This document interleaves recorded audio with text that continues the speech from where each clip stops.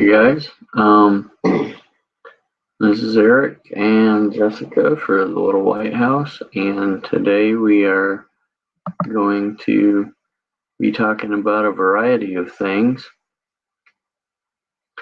To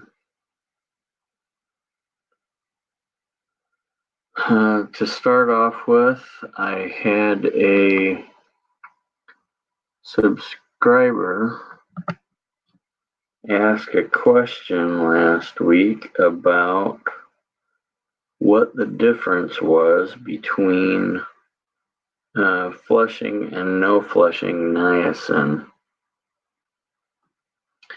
So I just went on the web, and there was a Harvard Health Publishing, Harvard Medical School. It says, is no flush niacin as effective as other kinds of niacin? Question, I tried taking niacin to increase my HDL, but I didn't like the flushing it caused. A friend told me about no flush niacin, which works like a charm. Why not tell your readers about it? They gave an answer. It says, when you say no flush niacin works like a charm, I assume you mean it doesn't cause flushing. What you might not know is that it isn't doing your HDL any good. I don't know if that goes hand in hand with depression, but I know that the HDL is what a lot of people usually take the niacin for. And it goes on to say that the no flush niacin doesn't contain either nicotinic acid or nicotinamide.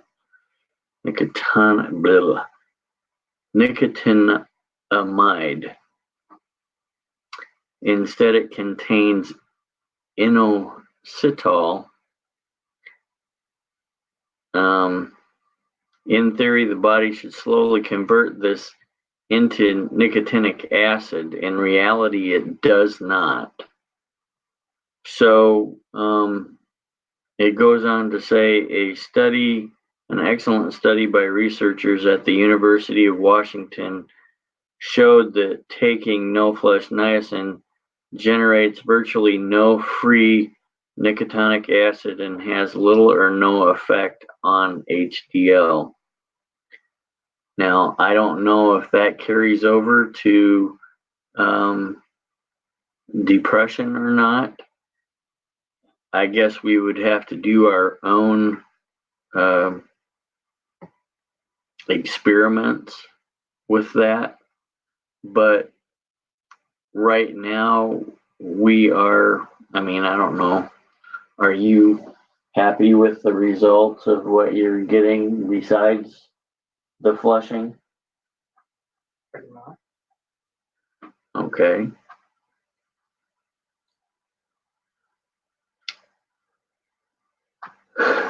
Anyway, so that's the first part of our little journey here. Let me get back to my notes.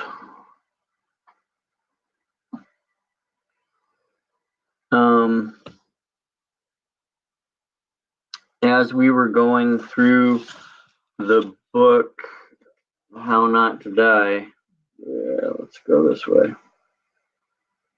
How Not to Die. We came across in the chapter How Not to Die from Infections, we came across an interesting thing that, well, at least I thought it was interesting, and so I wanted to share it with you guys. This is an excerpt from the book. It's also, I believe, in our description below, so you can go ahead and click on the link if you think this is something that you might like to investigate as far as buying it on Amazon. It says boosting natural killer cell activity with berries. For disease prevention, berries of all colors have emerged as champions, according to the head of the Bioactive Botanical Research Laboratory. The purported anti-cancer properties of berry compounds have been attributed to their apparent daily ability, their apparent ability to counteract, reduce, and repair damage resulting from oxidative stress and inflammation. But it wasn't known until recently that berries may also boost your levels of natural killer cells. They may sound sinister, but natural killer cells are a type of white blood cell that's a vital member of the immune system's rapid response team against virus infected and cancerous cells. They're called natural killer cells because they don't require prior exposure to a disease to be activated. Unlike some other parts of the immune system that can only respond effectively after a history of exposure, as in the case of, say, chickenpox. After all, you don't want to wait until your second tumor appears before your immune system begins fighting those things. There are about 2 billion of these elite special ops fighters patrolling the bloodstream at any one time, but research suggests that you can bolster their ranks by eating blueberries. In one study, researchers asked athletes to eat about a cup and a half of blueberries every day for 6 weeks to see if the berries could reduce the oxidative stress caused by long-distance running. The blueberries succeeded, unsurprisingly, but a more important finding was their effect on the natural killer cells. Normally, these cells decrease in number after a bout of prolonged endurance exercise, dropping by half to about 1 billion. But the athletes consuming the blueberries actually doubled their killer cell counts to more than 4 billion. Blueberries can boost the number of natural killer cells, but are there any foods that can boost killer cell activity? That is how effectively they fight cancer cells. Question mark. Yes, it seems an aromatic spice called cardamom may be one. Researchers put some lymphoma cells in a petri dish and added natural killer cells, which were able to wipe out about 5% of the cancer cells. But after researchers effectively sprinkled on some cardamom, the natural killer cells became supercharged and eradicated even more cancer cells, up to about 10 times more than without cardamom. No clinical trials have been yet done to try this out in cancer patients.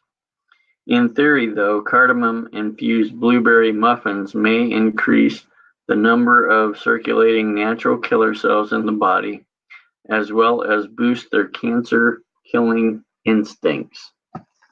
So, guess what we bought this week?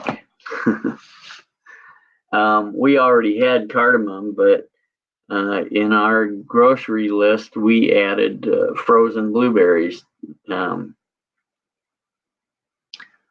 So we not only added frozen blueberries, but we made some blueberry and cardamom waffles because it suggested muffins. And I believe today, when we had our berry smoothie this evening, we also had blueberries with cardamom and several different berries in that smoothie. Yes. Now, On to the next order of business.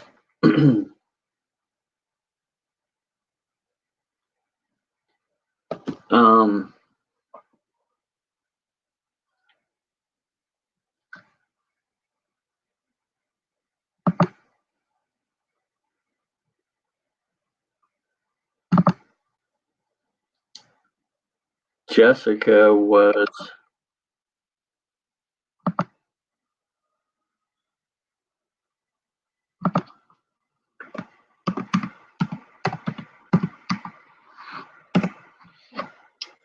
excuse me.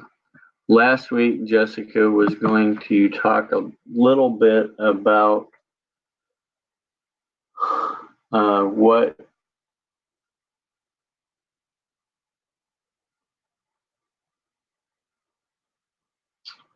what she had gone through with depression, anxiety, even the addiction part, probably.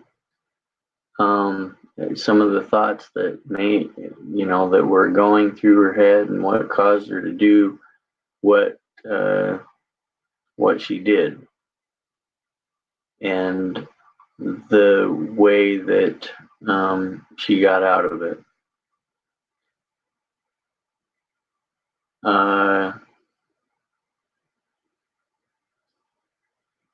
Without further ado, do you want to come sit here? No. No. Okay. Let me get a little bit more there. Anyway, go ahead.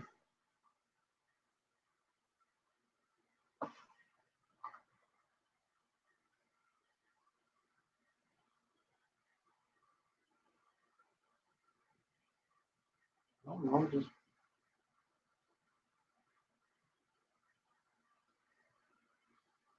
there's no good. Can't do anything right.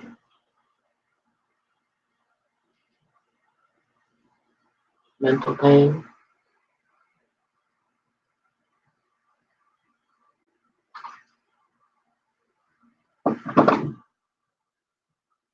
Some physical pain there. Right. I think a lot of that was from the gluten, not knowing about it and getting sick for 3 months, 6 months straight.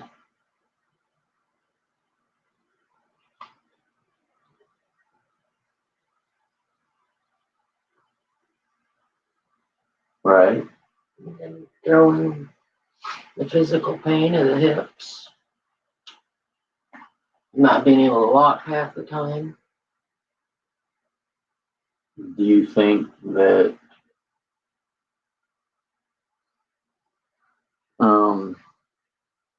having 2 children and what was that, 3.5 years, and a gallbladder surgery contributed to any of that? After the age, or what was it? Was it after the age of 40, or one before, or just before 40, and the other one a couple of years after 40? So, at 38. And Abigail was 41.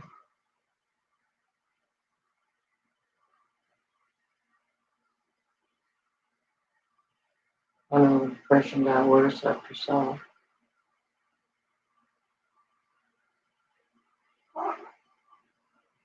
And then it really got bad after Abigail.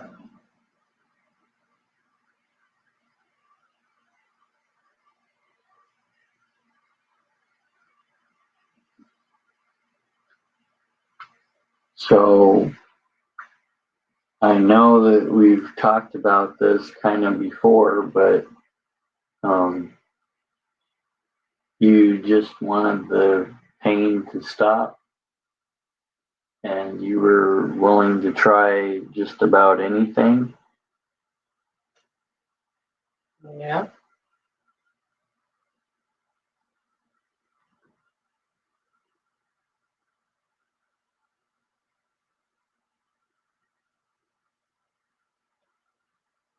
Just about. Well, yeah.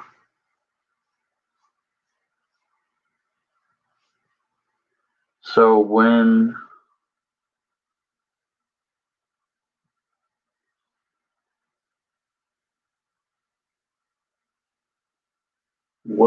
what actually was it that changed your mind about how things were going and everything after you had gotten involved with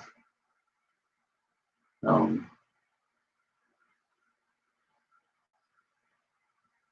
Our ex-next door neighbor. right, with Lisa?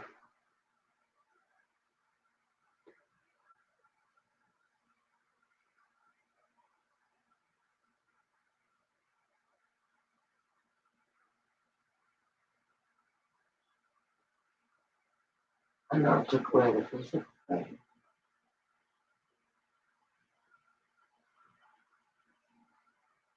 I felt it took care of mental pain.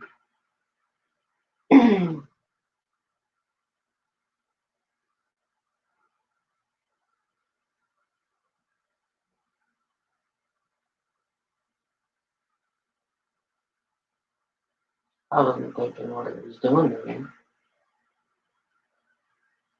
or what could happen.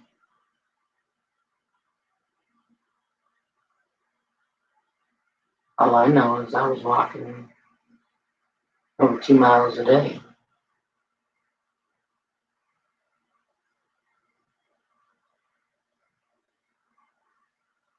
Up to 3 miles. No,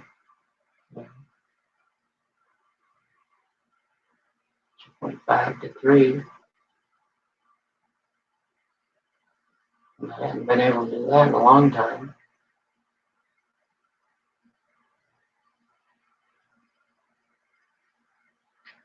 So did you? I mean, like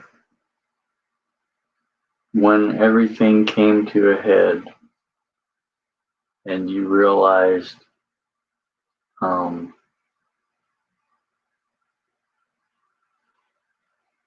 this isn't the way that I want to go. What has been the deciding factor?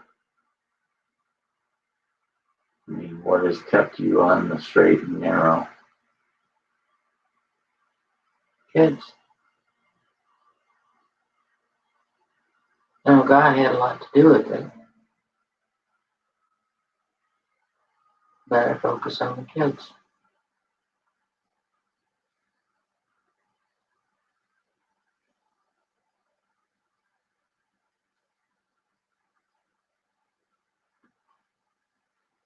And what is it about our family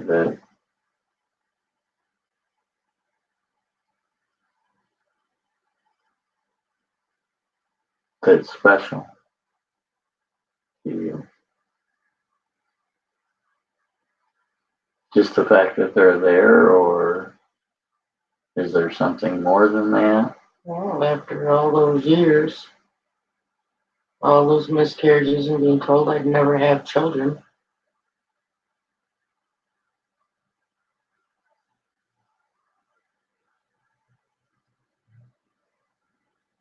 and of course, what we went through to have them, what I went through.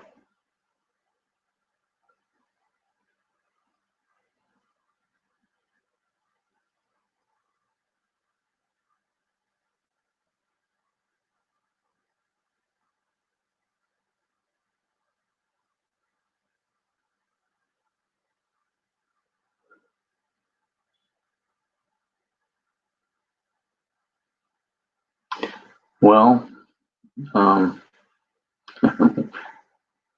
looks like we're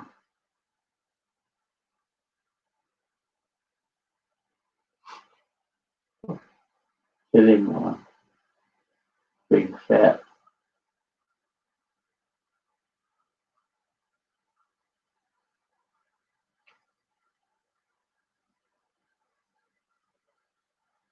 What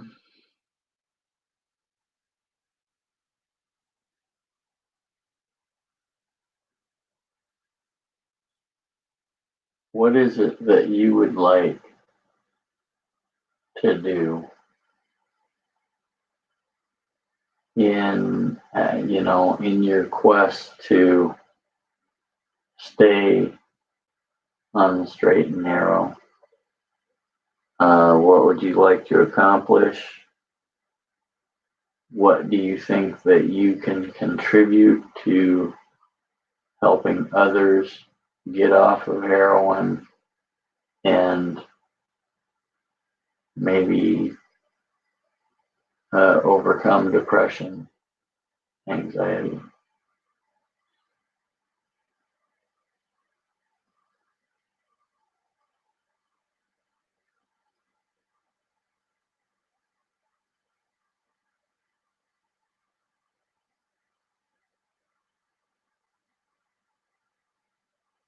One thing has to be, you can't force a person to hand their lives over to Jesus.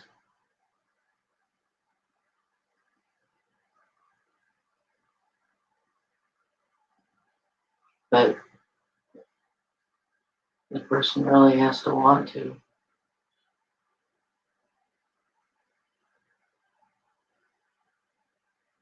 That's the first thing, is they have to want to.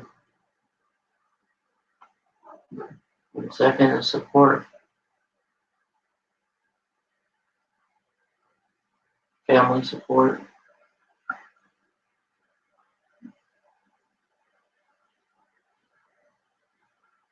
Family that can say, I love you, so I'm going to tell this person, get lost.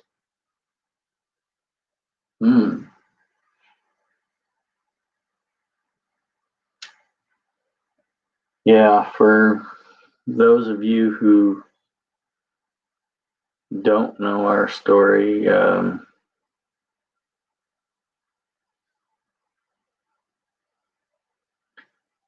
we, well, one time I came back from visiting her mom and dad with, the family, and she had been doing really well up there. And we got back, she went to the next door neighbors, which was at the time her go-to person for the heroin. And she came back, only a few minutes later, and I had left for a minute or two to drop something off at my mom and dad's, and I came right back, and I got uh, back home, and she was puking in the garbage can. And I had seen this sort of thing happening, a little bit here, a little bit there, whenever she got together with this person.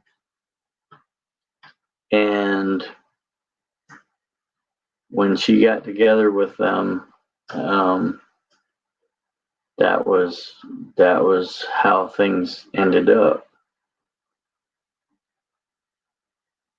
And something just snapped in me at that point in time, and I told that person, I said, get out of my house, don't ever come back,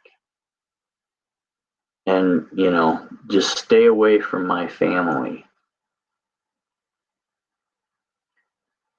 And that was the beginning of fighting to put my family back together.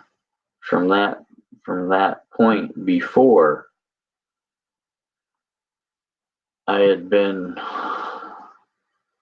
just, I don't know, I had just been like flipping out because it'd be like every time I turned around, I was getting shot at, or at least it seemed like that.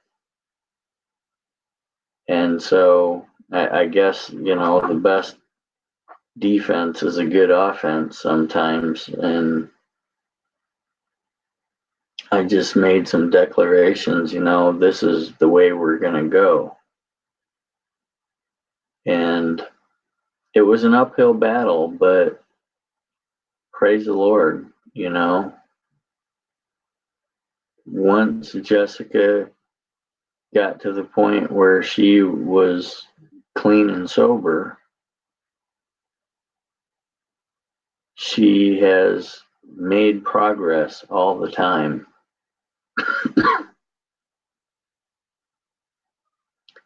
And she has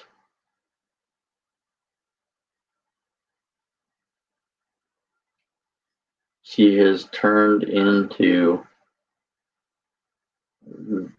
the woman that I always knew existed within her, even when she wasn't feeling like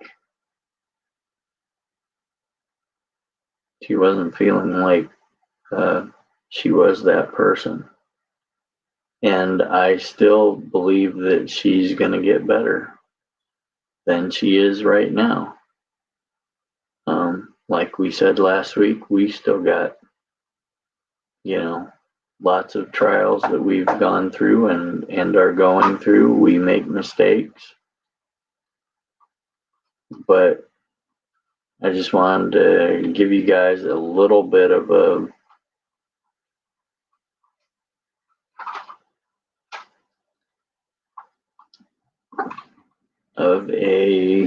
what do you call it? An insight into our story. We've been putting out videos on YouTube for 5 or 6 years, but some of the behind the scenes things have been what we struggle with.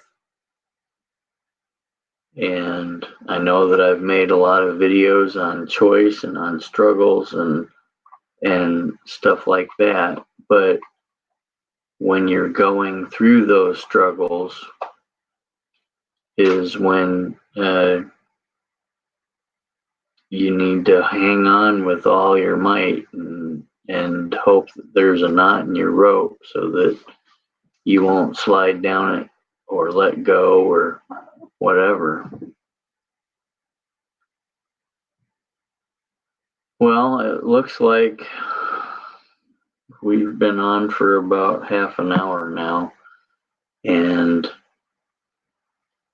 apparently we're not too popular. There's probably too many other live streams going on right now or something this time of evening.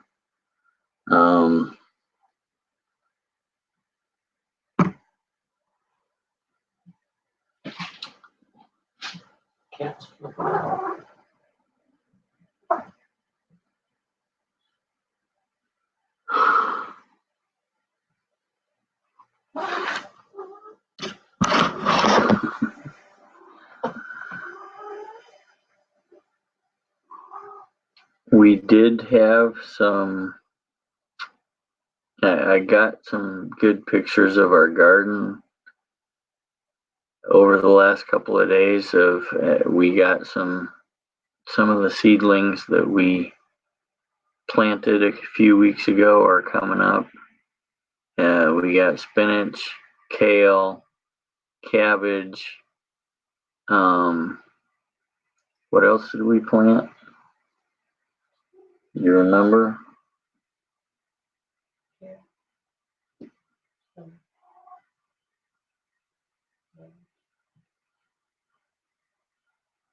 There wasn't anything else. Okay, I guess that was it. Kale, spinach, and cabbage. Put it out in the garden and then we started it downstairs.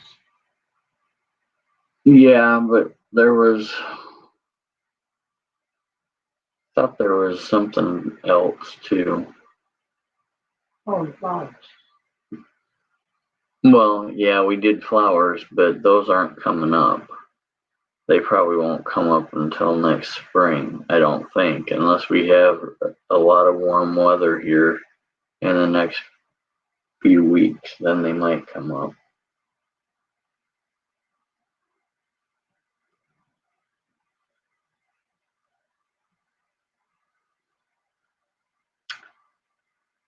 Anywho, I guess we'll sign off and say that's our 2 cents for the day. Thanks for watching. God bless, and see you next time. I know that we last week kind of said we might be on the next evening, but we didn't make it. We've had a very busy week, and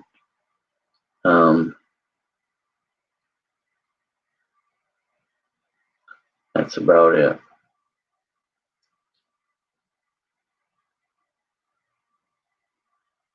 Have a good evening, guys.